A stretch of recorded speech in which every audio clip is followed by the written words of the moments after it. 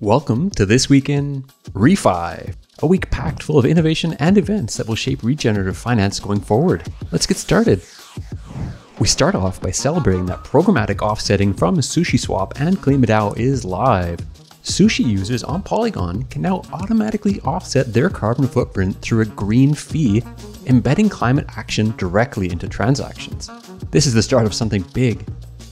The BecoWG and Loa Labs greenhouse retreat took place in Colombia, including participants from KlimaDAO, Vera, Regen Network, and many more. Focusing on interoperability, many plans for future ReFi innovations were initiated.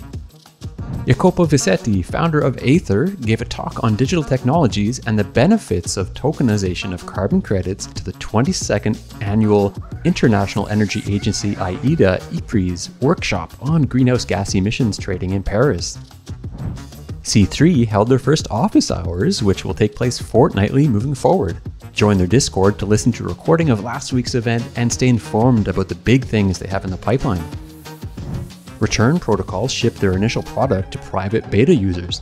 To learn more about Return's offering, which is intended to allow users to create a climate-positive yield through staking, check out their Twitter space with Toucan.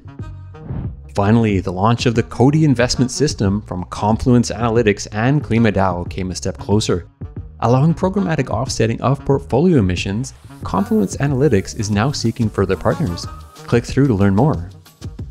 That wraps up This Week in ReFi. Be sure to catch up with us again next week, and as always, thank you for tuning in.